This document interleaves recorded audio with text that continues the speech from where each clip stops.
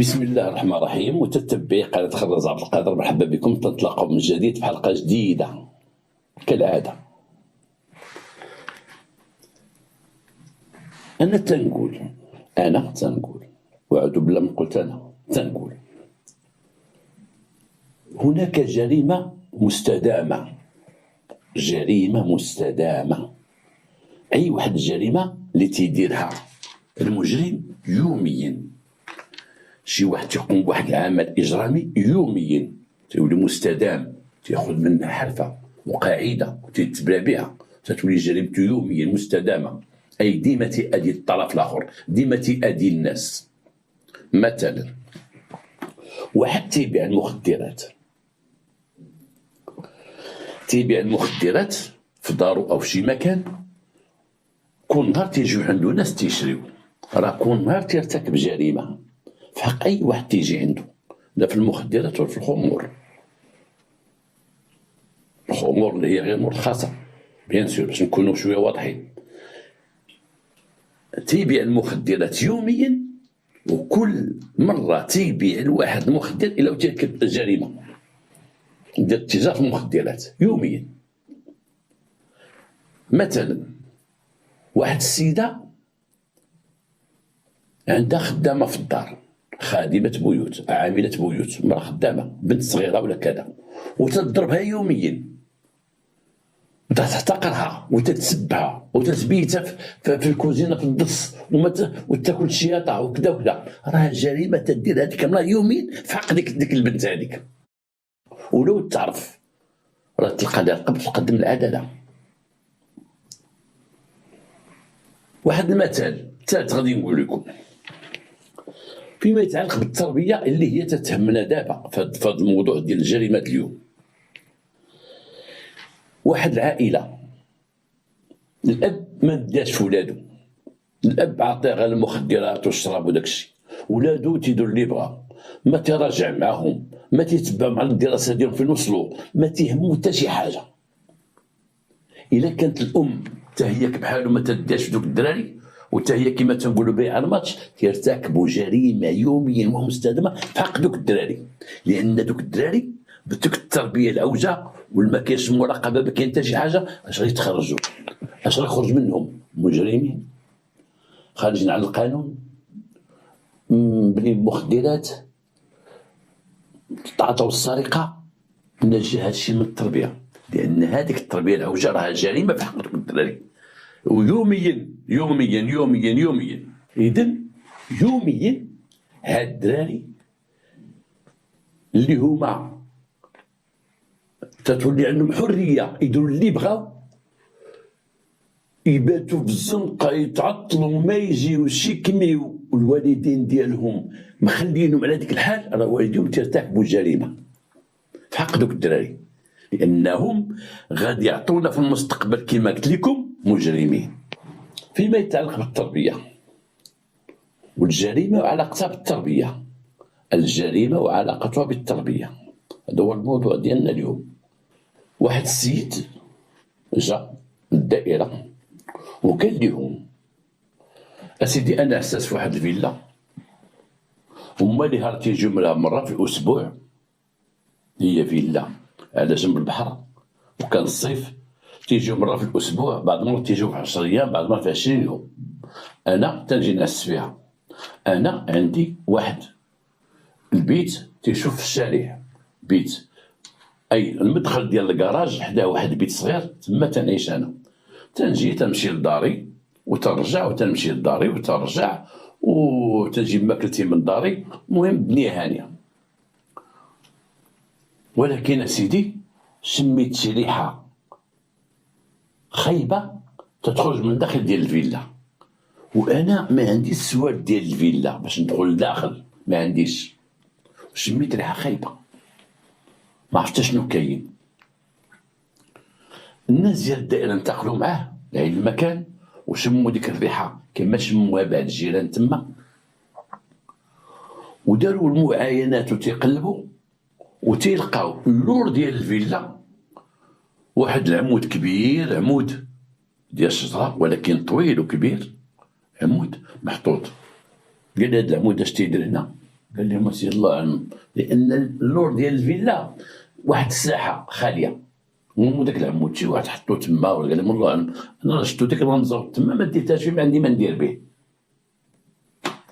هنا تم الاتصال هاتفيا بالساكنه ديال ديك الفيلا مالها اللي جاو لعين المكان، وبحضور الناس ديال الدائره وبحضور الناس ديال الشرطه القضائيه اللي انا كنت من بيناتهم. تم فتح ديال الفيلا. لما فتحنا الفيلا تلقاو في اللور ديال الفيلا، في اللور ديالها عندها هي واحد السور عالي ديك الفيلا، وداك السور داير ليه واحد الكرياج داير مشوك، داك الكرياج اللي فيه الشوك دايرنو، وداير واحد اللوايه اي يصعب على الواحد باش يطلع لديك الفيلا من تما. ولقينا من اللور واحد الدري صغير طايح ميت وتنفخ. اي هذاك الولد حسب الطبيب الشرعي اللي حضر من عين المكان قال لك هذا عنده واحد 10 ايام ولا 15 يوم. هذا الدري هذا طايح على راسو مضروب في راسو. اذا هذا الدري شي واحد دخلو لتما، او هاد الدري بغى يتسلق من الفوق، ما يمكنش يتسلق من الفوق، منين غيدوز؟ قلبنا ما غيدوز هاد الدري. اذا قلنا حنا ديك الوقت ربما دخل من الباب. هنا بدا البحث اولا مع العساس. العساس كما تيقول هو وكما تيقولوا الناس ديال الفيلا ما تيدخلش للفيلا، وما يمكن ليش يدوز لديك المكان اللي تلقى فيه الدري الصغير ميت. الدري الصغير في عمره تقريبا 7 8 سنين، ما يمكنش يدخل الفيلا داك العساس الا عنده السوارت، وما عمرنا عطيناه السوارت في يدو باش غيكون نمشي نزورهم. وبتبين بان المفاتيح ديال الفيلا لا الباب الرئيسي من تيدخلوا لا واحد الابواب جانبيه، ما كاينش شي واحد اللي شفنا مثلا باب مهرس او كذا او طاطا او طاطا. اذا لا يستبعد ان هذا الدري اللي حطو تما او اللي قتلو حطو تما استطاع يدخل الفيلا من الداخل. اجي نشوفوا العائلات ديال دوك الناس. هادوك الناس كاينه مرا من بين الفيلا، كاينه مرا وراجل ساكنين في تمالا، هما مرا وراجل وعندهم بنتهم طبيبه، وعندهم واحد ولدهم في جبل طارق خدام. عندهم واحد الخدامه ساكنه قريبه لهم تما في المدينه اللي هما فيها اللي ذكرنا، ولكن ما كاينش شي واحد فيهم اللي مشكوك فيه. وبدينا تنحسبوا لي بشحال ما جيتو تلقاو 20 يوم ما جاوش. ديك 20 يوم وضحوها لينا كيفاش، فين كانوا مسافرين، فين هذا كان معهم واحد بحث معمق. تبين بان ديك العائله ديال موالين الفيلا بريئين. شكون اللي بقى لينا العساس كما تنقولوا بوانتيناه. لقينا عنده اتهام بالسرقه، شي مره شي واحد تمو قال سرق ليا ما سرق ليا، تتعلق الامر بواحد الدرجه ناريه، داك سرقها ليا وداها، والاخر دار الانكار وكان تقدم محكمه وكان شي قرائن ضده ودوز واحد 4 شهور الحبس. عنده الضرب والجرح، عنده السكر، اي عنده السوابق، ولكن بينه وبين دوك السوابق مده كبيره. مثلا ولا بعقلو كما تنقولوا واحد 10 سنين ولا بعقلو. متزوج واحد السيده عنده معاه وليد وبنيه، مشينا معاه للدار وشفنا ديال الدار ما لقيناش شي حاجه برفقه موالين الدار، ما لقيناش شي حاجه اللي عنده تثير الشكوك اي مسروقات ولا كذا ولا كذا. شفنا العلاقه ديالو بداك الدري لقينا ما عنده حتى شي علاقه به، لا عن بعد ولا عن قرب. دري صغير. العساس حاولنا باش نشدو فيه، ربما يكون عنده علاقه بالدري. العساس ما كاينش شي حجه لقيناها ضده ثابته. اذا شكون هاد الدري هذا؟ منين جا هاد الدري هذا؟ بقى عندنا العساس رغم اشارتنا ليس في الاعتقال، ولكن راه اشارتنا رجع سير اجي راكم عارفين البحث ديال السلطه القضائيه تيتطلب شويه ديال التماره. الا قال لنا انا كنت فمثلا مسافر من وجده، راه تنمشيو لوجده باش نتاكدوا من داكشي كان وجده ولا ما كانش في وجده. الا قال لنا انا ذاك النهار كنت في كازا عند واحد خويا راه خصنا نتصلوا بخو، لان هذه روح راه ماشي فيها قال لنا راني كنت في كازا، حلف ما كنتي في كازا، ماشي هو هذاك. ولكن ذاك الاساس بقى مشكوك فيه الاول، بقى مشكوك فيه السوابق اللي عنده. وهنا تنقول واحد القضيه، تنقولها للشباب: بعدوا من السوابق، بعدوا باش يكون عندكم سوابق. راه متى تكون عندك سابقه في الضرب والجرح او الاتهام بالسرقه او اي حاجه بسيطه وتدخل في السوابق ديالك، تيولي وسخ كما تنقولوا، راه وسخ اللي تيعرقل لك المسيره ديال حياتك. تتولي دوز امتحان راه فايت عندك ضرب وجرح، فايت دوز امتحان راه فايتك درتي ودرتي. سيرتو دابا تهضر مع الطلبه وتهضر مع التلاميذ، الناس اللي مثلا تيشوفوا المستقبل ديالهم في امتحانات وتيشوفوا الامام، ما ديروش ما تقربوش للبوليس ولا تدخلوا في شي حاجه فيها البوليس ولا كذا ولا تكون ديكاد، ما تدخلوش فيها. خليو ديك الورقه ديال السوابق العاديه ديالكم نقيه، ما ندخلش. ولو والدي يتخاصموا مع شي حد جيران ولا غير جيران، انا مقنبعد. انا حتى الوالدين خصهم يقولوا سير دخل انت سوق راسك، سير بعد راسك، سير دخل للدار، ما تدخلش ولادكم، ما تدخلش ولادكم ولا عنده سوابق. راه نقول لكم الجيران يتخاصموا ونود الدري مثلا انت هو يدخل في الصداع ويمشي ذاك الدري للمحكمه وخرج بريء، ولكن تلقى لي سابقه اللي واحد النهار تيتقدم شي امتحانات ما تيدوش. واليوم حتى الشركات الخاصه او المعامل او كذا ولا تيقول لك اخويا جيب لنا لافيشان تيبوميتريك، جيب لنا ورقه ديال السوابق، تلقاو عندك غير شي يقول لك اخويا اسمح لينا حنا ما تندخلوش عندنا السوابق. شحال واحد مسكين مصير دابا ولا بعقلو ولا مزيان ولا ثابت، ولكن ديك السابقه بعرقلاه ما خلاتوش يدوز. راه خصو يمشي يدعي راسو المحكمه ويدير محامي وكذا وكذا، وعاد يصاوبوا داكشي عاد يحيدوا ليه ديك السوابق فيها شويه ديال الثمن، ولكن تتحيد الا الواحد تبع واحد الطرق القانونيه تتحيد بعد واحد الفتره. على اي هذاك السيد لقى محض الشك وما لقينا غيرهم في من نشدو الا في ذاك الاساس. ولكن توصلنا بواحد النهار وحنا بصدد العمل، واحد المراه تقدمت لواحد الدائره وتتقول فيها ولدي صغير عنده 7 سنين ونص، ما بين 7 سنين و 8 سنين، وجابت صويرته وجابت الحاله المدنيه تتقول خرج من الدار ما رجعش. هذيك الدائره فعلا كانوا عطلوا هذا البلاغ، عطلوه عندهم، وهذا الشيء تيوقع بعض الاغلاط اللي بعض الناس ما تعطوش القضيه اهميه. كان هذاك المفتش اللي تصنت لديك المراه شد داك الملف وهذا وخلاه بجنبه، كان عنده يمكن الخدمه بزاف كما قال وخلاه بجنبه، ولكن خلاه بجنبه واحد الاسبوع عاد غادي يخرج يدير تديع برقيه على الصعيد المحلي ولا على الصعيد الوطني في حق ذاك القاصر اللي خرج وما رجعش ويدير تصورته ويدير ديك المسطره خصو يدير، ولكن وقت لا اسبوع زاد طلع لنا حنا في التماره والعذاب. عاد جا ديك عرفنا الدري شكون هو، اذا شدينا مو وديناها المركز ديال مستودع الاموات، لان الدري الجثه ديالو بقات تما، الدري الصغير، وشافته وتعرفت عليه وقلت لهم هذا ولدي، إذن ولدك اسميتو كذا كذا، اجي لاله جلسي معانا. جات جلس معانا. شحال ديال الدراري؟ 3 سيدي، عنده 2 بنيات وهاد الوليد. شكون اللي كبر؟ هاد البنات كبر منه. شحال عنده؟ قلت لكم سيدي نقول لك 7 سنين 8 سنين، دابا طالع 8 سنين واخا. الراجل كاش تيدير؟ الراجل مطلقني يا سيدي، مطلقني. شحال تطلقني وما تعطينا مصاريف لا والو سيدي. ولا واحد المره كنمشي دعيتو جا هجم عليا، هو مسخوط الوالدين، جا هجم عليا سيدي لداري واحد النهار قال لي دعيتيني وغنقتل لك وغندير لك وغنفعل لك وكذا وكذا والصلاه على النبي.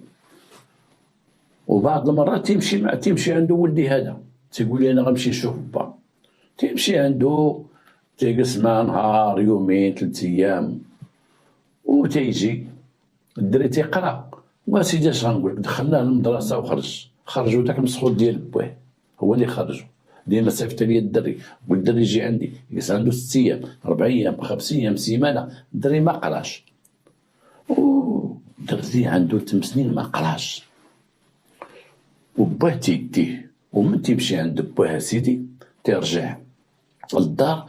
اش تنقول لك، تيجي معاه بعض المرات شي حاجه ناكلوها، بعض ما تقول لها انت با عطاني 1000 ريال 2000 ريال، بعض ما تعطيه حتى 4000 وكذا وكذا وكذا. واحد المره سيدي راه مشى عند باه وجا مهرس من يدو باش تهرس. وسيدي اش قال لك، انا قال لك تجري وطحت. مشيت انا عند باه لقيتو داير القبس ديما الدري، قال لي واش شغلك سيري بحالك، الدري تيجري ويطيح سيري بحالك. اش قال لك الدري؟ قال الدري اش قلتي لامك؟ قال لك تجري وطحت. ايوا صافي كان تيجري وطاح. انا تعجبت هكا تيجري وطاح. قلنا نجيبو بات الولد. بات الولد جبناه، قلبنا الصوابق ديالو، لقينا عنده 3 المرات السرقه المشدده، اي فولكانيفي، اي تيدخل دور يسرق. وحصل 3 المرات.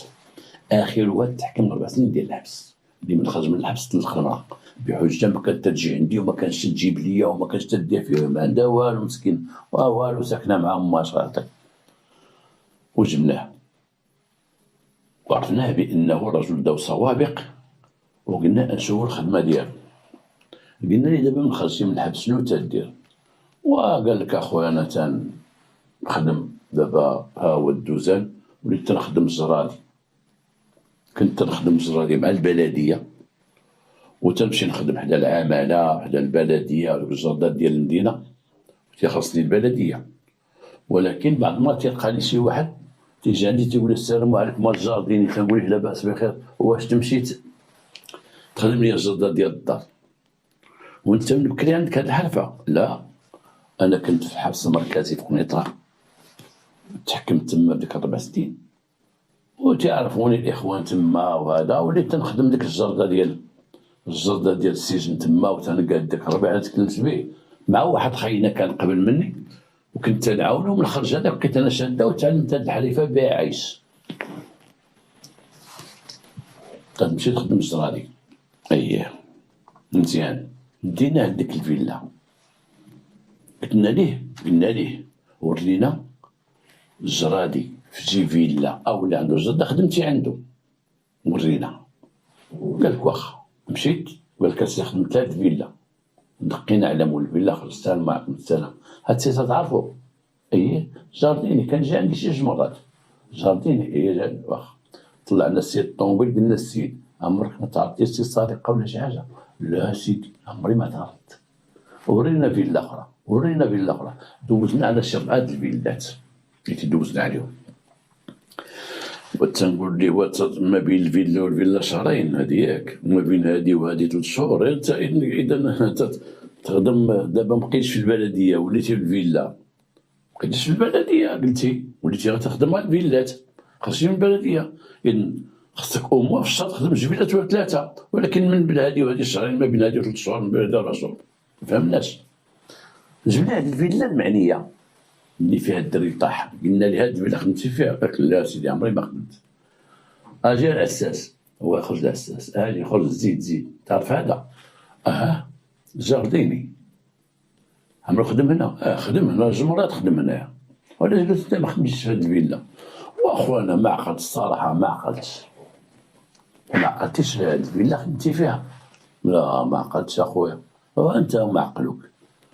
دينا السلطه القضائيه، استدعينا دوك الناس موين الفيلا، جاو اسيدي هذا تنعرفوه، جا خدم عندنا في الفيلا، وماشي خدم عندنا، راه واحد النهار واحد الحيط كان من اللور، قلنا له واش تعرف شي سباغ يصبغو؟ قال لك انا نصبغو، راه هو اللي يصبغو. هاد الحيط هو الى حيط هذا الداخل ديال الحيط ديال الجرده فين تلقى الدري طايح.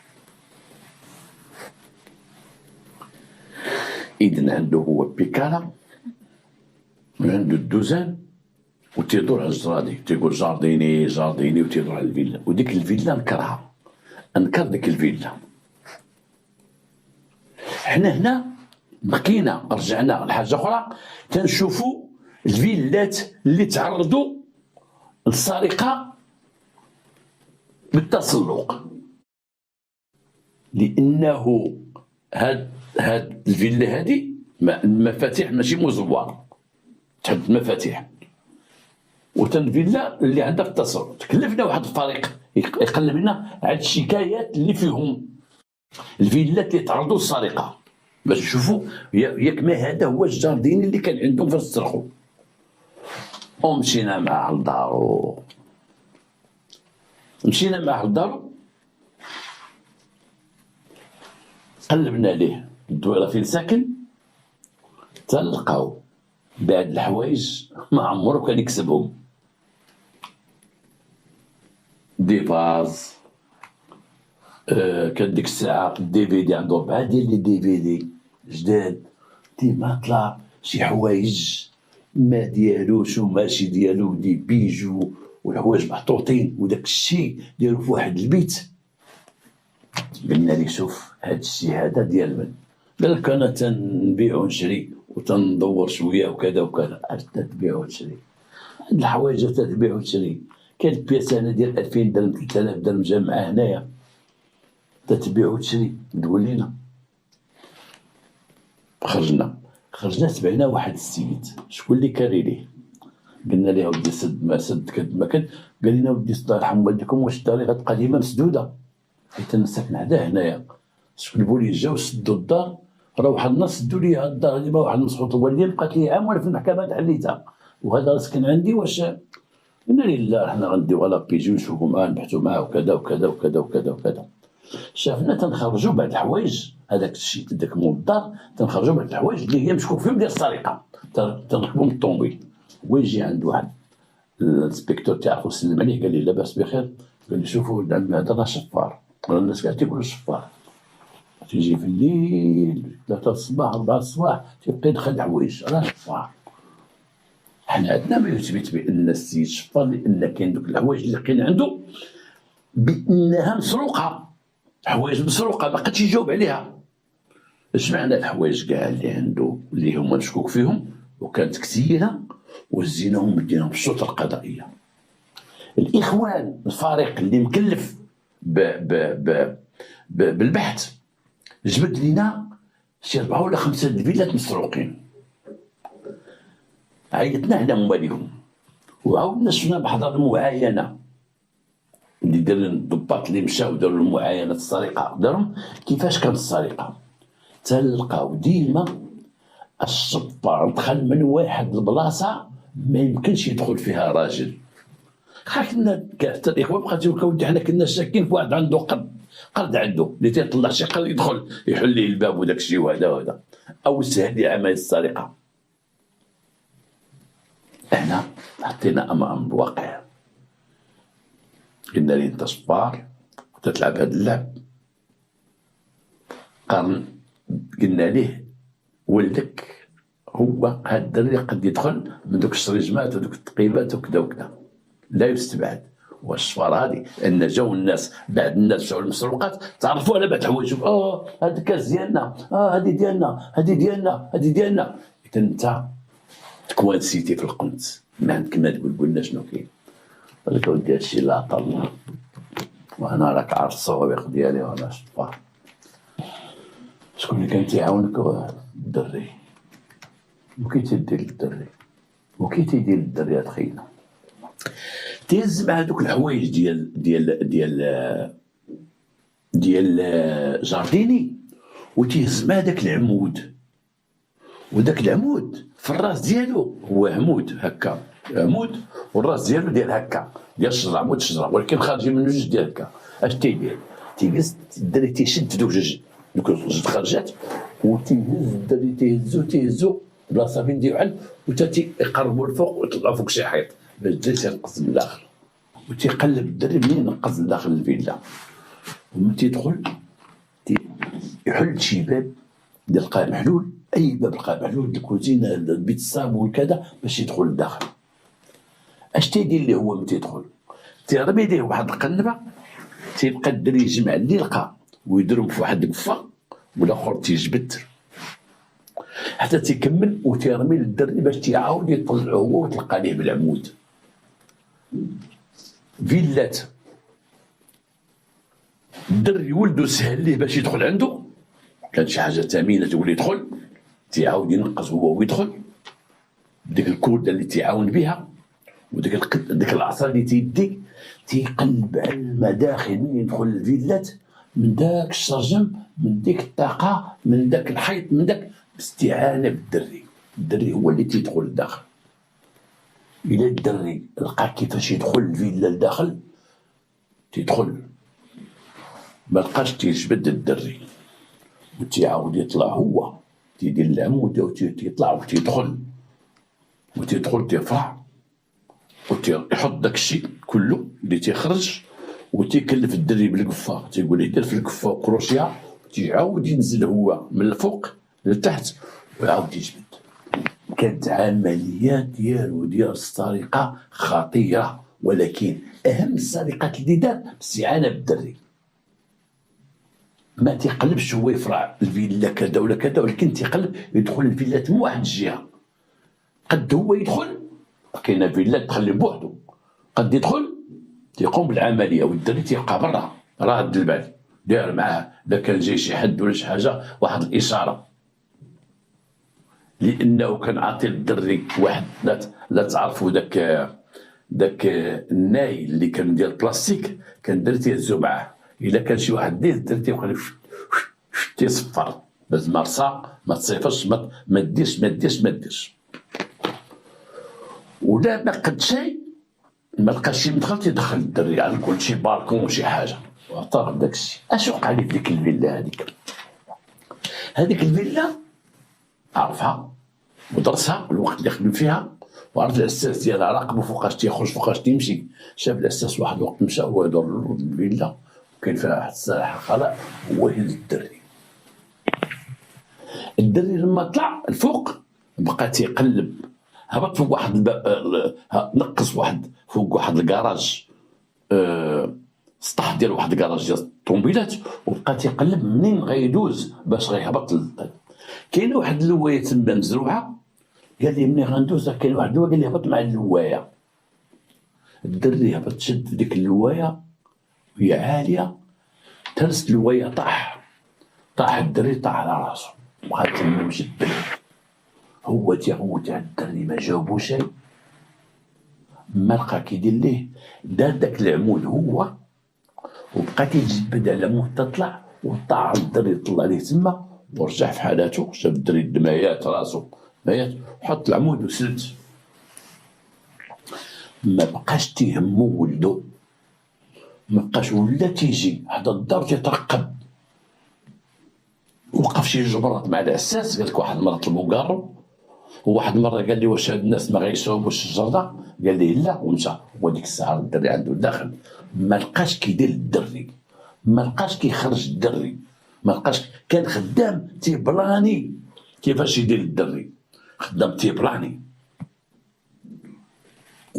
باش هو ما يدخلش للحبس وما يحصلش، خلى الدري مرمي تما،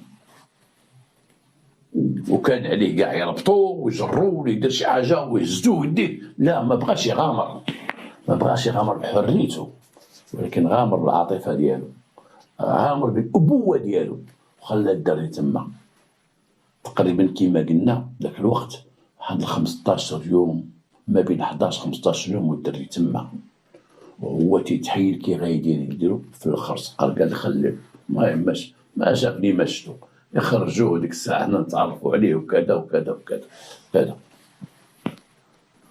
وهو اللي قال مراتو من قالت ليه الدري ما كاينش، قال لها سير ديكلاري قول لهم ولدي ما عرف فين مشى. هو اللي دفع باش ديكلاري عند البوليس بان ولد مشى. نعرف الدري غيخرج غيمشي للامور، ويلقاو في الامور هاد الدري مسكين لقاو في واحد فيلا كذا كذا، وغيهزوه غيديو يدفنوه. اش كان تيدير تما العساس، ما العساس كما دخلوا العساس، هو هاد البلان اللي يحسب في راسو. وتقدم ومشى بالمؤبد لذاك الوليد. هذه وحده. ثانيا واحد الراجل متقاعد، التقاعد ديالو كيقرب تقيس، ما تيدخلش شي مزيان، ما كانش عنده شي عمل، ما بغيناش نقول العمل ديالو، كانش عنده شي عمل غيتقاد عليه واحد التقاعد كبير. رجل بسيط ساكن في الحي الشعبي، عنده مرأة صغار منه، لأن مراته الأولى ماتت وخدا وحدة صغار منه. هذيك صغار منه كان خدام ديك الساعة فاش ماتت مراته، ولدات معاه بنت وثلاثة الدراري، ثلاثة الدراري كبار، والبنت جات الوسط. كاين الأول، تولد الأول، تولد الثاني، تولد البنت، وتولد الثالث، أي البنت الوسط في العمر ديالها. هذيك المرأة لما تزوج هذاك السيد ولما تقاعد والدراري تيكبروا، كان رجل ماشي في هذا العالم، بايع الماتش. كان بلي في الأول فاش كان خدام بالكيف وعفى عليه الله ولا تيكمي غير الكارو، وعفى عليه الله ولا تيدير غير التنفيحة وجالس في القنت. الدار موالين الضامة، الدار موالين الضامة. هذيك المرأة عنده كما تنقولوا مرأة اللعوب، عقل ديال البراش، ما مديها في دار، ما مديها في داك الراجل، الصحابات وجريه ما تجري، وهذا مشاو مع السبيطار، هذه نافسه، هذه عارضه علينا، هذه كذا، هذه كذا. دوك الدراري ما لقاو حتى شي واحد، كما قلت لكم في الاول جريمه مستدامه. دوك الدراري ما لقاوهم لا باهم لا امهم والو. هما الاول دخل المدرسه وخرج، الثاني دخل المدرسه وخرج، الثالث هو دخل وخرج، ما تتهمهمش، سير تقرا ما غنقراش بعدي مني كذا كذا، حيت هي مشغول عليهم. لا مشغول هو ماشي في هذا العالم، كاع ما مديها فيهم كما تيقولوا الناس تما، وكاع ما كاين هنا هو كاع. الدراري خرجوا مساخين في حي الشعبي، ساعدهم الحي فين ساكنين، ساعدهم تما في المهمه ديالهم باش يخرجوا معوجين، وخرجوا الدراري معوجين. وهذيك البنت ما قراوهاش بحجة أن أمها تقول واش كاين. مشيت قدام المدرسة، مشيت تنشوف البنات غير الدكا، غير السرقوطات يضحكوا مع الدراري. اختي تجلس في دارهم، غدا ديري شي مصيبة. أنا مشيت قدام الثانوية، شفتو واش تيديروا، والله ما نقريها. هي بغات تخليها في الدار. وعلاش خلات البنت في الدار؟ والبنت وصلت 14 عام، علاش خلاتها في الدار؟ خلاتها في الدار باش لتحل محلها. صب لي دوك الحوايج ونقي ديك البطاطا وطلعي داك النشر الفوق ديالها، منها بنت وخدامه.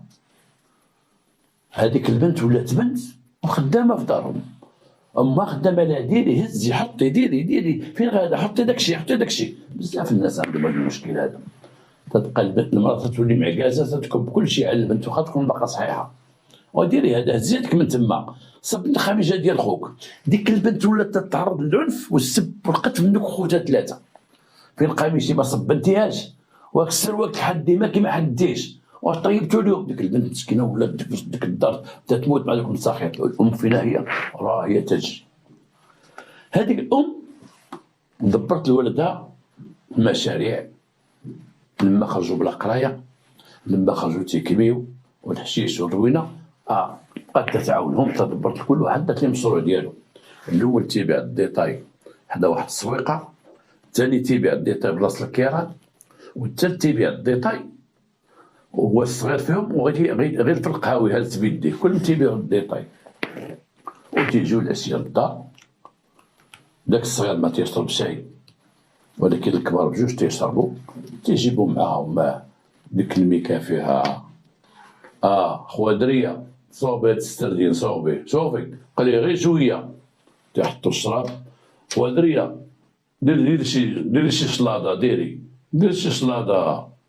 تيجلسوا فوق في العشيه ديما تيجيبوا الشراب، باهم جالس ليه، باهم كيما تيقول واحد خينا. لما الدراري حارفوا ولاو تيكبيو الحشيش تيكبيو كلشي، ولا باهم تيجلس تما لا عطاو شي حاجه تاكلها، طيبات البنت شي حاجه. مرات تيقول الدراري راه واحد الكارو واخا مابقيناش نكميو، صاب انا نكميك داك، نشوف داك الحشيش ديالكم كي داير، ولا تيكميو معاهم الحشيش طابا. وهذا والدنيا عنده هانيه، والدراري نحارفوا بالمعقول، امهم ما كايناش في هذا العالم. حتى انه كما تتقول البنت الأم ولات تقضي في نهارها في الزنقة أكثر من اللي تقضيه في الدار. الدراري كل مرة واحد فيهم تيدير مشكلة، الضرب والجرح، استهلاك المخدرات، السكر العلني، وتتقدموا تشدوا في المحكمة. أما ولات حافظة ذاك القانون ديال المحكمة، تتعاود العيالات ولات في الدرب عارفاهم، تتقول لهم دابا الدري من تيتشد تيمشي تيدوه للبوليس، تيبات عند البوليس ما خصوش يسنى المحضر تيقراها كيما ولدي فاش تشد لا مجيد لا دريس، ما تقول لهم شوفوا ما تقراوش، ما ديروش المحضر تقراو ولا تعرفوا القانون. تيدوه المحكمة تيدوه النهار الاول غير استنطاق تيدخل عند وكيل الملك تيصيفطو للحبس حتى تدو السيمانة عاد تيحكموا عليهم. ودابا الحبس راه ولا خصك الكارني، لما كنتش معايا ما عندكش حق تدخلي، خصك تكوني من العائلة ما تدخليش. حافظتك هذه هي الهضره ديالها. ولا تتعرف على المحكمة والحبس، تتعرف على السبيطار والمستعجلات. لا دخلتي للمستعجلات تيجي الدكتور تيدير السويرو، لما تيدير ليه السويرو تيخيطو عندك ساعه الشهاده الطبيه، ما عندكش الساعه الشهاده الطبيه، خصك تجي لا غدا تاخذ الشهاده الطبيه. الشهاده الطبيه حيت ديال السبيطار حتى ما ديال الطبيب وكذا. هادشي اللي هضرت المراه حسب الناس تيعرفوا هذا هو العالم ديالها، التخرويط والتخربيق. ولكن تتقول بنتها اخر المطاف، تتقول واحد الوقت ولات تتغيب ما تتباتش في الدار، تتكون شداتني فلان بات عندها زاد فلان عندها، ولكن تبدلات في المنظر ديالها، تغيرت في المنظر ديالها، ولات تتلبس، ولات تماكي، ولات تخرج. بنتها ولا تقول غتجي ولا ما غتجيش، انا غنجي ما كنت عند فلان عرض علينا مالك نتيا، تخرج مع 9 الليل. اذا هناك ريب وهناك شك بان المراه انحرفت. بلا ما نزيد نقول شي حاجه اللي ما عرفاش عليها، ولكن تقول ابنتها والناس بانها انحرفت، بدات تتقاد وتتصاوب تمشي. فينا هو ذاك الرجل راه شاد القنت، هذاك راه شاد القنت، هذا شاد القنت وتيشوف التلفزيون. مرة تيسول شي ولدو هاد فلسطين عاوتاني دابزو مع اليهود ولا شفتو بحال فلسطين دابزو مع اليهود، الشبوق اللي بعيدة منه، اللي بغا يمشي للحبس يمشي واللي بغا يجلس يجلس. هاديك البنت واحد النهار، البنت وصلت 17 عام، واحد النهار امها جات عندها قالت لها واش دايره كنتي غتزوجي؟ البنت خصها تمشي من ديك الدار، قهروها الخوت ما كتطلق، شتك دايزه خدامه، حيدي داك البلوجين ما كي تتشوفي، مال هاديك خاينه خدام يشوف فيك، دخلي لداركم صاوبي السروال تشطبي ريا قميجتي. راه كاين الدار اللي فيها الولاد ذكوره الولاد وفيها بنت وحده، وتتلقى عندها 2 ولا 3 تيطحنوا تيدقوا في هذيك البنت. وكاين الدار اللي فيها غير اخ واحد وتيلقى على اختو حاطه فين قميجتي وفين الصباط وتجيبي لي كذا وجيبي كذا. من ديك البنت خدامه وتتعرض للاهانه اكثر من عامله بيوت. هذيك البنت قرات اللهم نتزوجها نبقى مع الدريكه. هاد النهار المراه جابت واحد خينا معاها، تعرفوا هذوك ولادها معروف مدوش شويه الحابس وكذا وصحيح تعرفوا. قالت لولادها راه بغا ياخذ اختكم. ولادها تعرفني انا كان خويا بشعيب نياني، خويا بشعيب الدكاني راجل تزوجي مالك انتيا. البنت قالت لها ما نتزوجش، انا كنت غنتزوج اصحابي جيبي لي شي ربح، جيبي لي هذا. ولا غتزوجي باش بغيتي الزنقه ولا وانتي تتقلبي على الزنقه، بغيتي تخرجي ليها ورينا شكون هذا اللي معمرك ما خلاكش تتزوجي. البنت مسكينه غلبوا عليها تزاحموا اجوها تزوجت داك خينا. مشات هي امها داروا ليها الكاعيط، جابوها داروا واحد بليسه تما في الدار جالسين، هو مطلق وحده عنده مع 3 الدراري بيع الماتش، دارت هو جلسوا تما جابوا واحد خياتنا تيضربوه، يا مولاي عبد السلام، هي مولاي الطاهر، هي مولاي كذا، الشراب كثر من اتاي. عاد انا شي خضار صحابو شي وحدين دوروا واحد العز فيه واحد 4 ساعة صافي، والصلاة على النبي. ولكن البنت مداها فين؟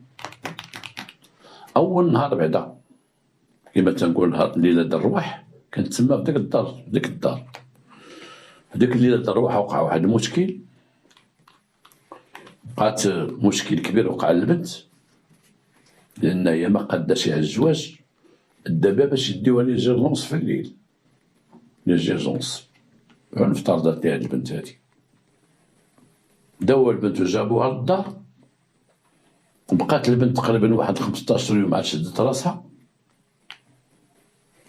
هذاك خينا ديما تيسالي الخضرة، تيجيب لهم الخضرة في الميكات، معاون الشركة كما تيقولوا، تيجي مع ميكات السردين وميكات فيها الدجاجة وكذا، هاكي طيبي ليه هي ولخوتك. الشراب ولا الشراب هو خوتها ولا شراب ثلاثي، كل ليلة تيجيو خوتها من هذا وزهرت الدنيا. والأم بقات هذيك الحالة، هي سالته هي جاية، هي سالته هي جاية، ولكن اللي تيدافع على الخروج ديالها والقبول ديالها وكذا هو هاد خينا اللي جا جديد. هاد راجل بنتها واش بغيتو عندها، وراه كبرت خلات تمشي عند صحاباتها، واش كذا كذا، تبقى تدافع عليها حتى تتبات برا، تدافع عليها. تيقول المرت اللي هي بنتها تدخلي سوق راسك، ماشي شغلك في امك، صافي امك سالت المهمه ديالها ولداتكم.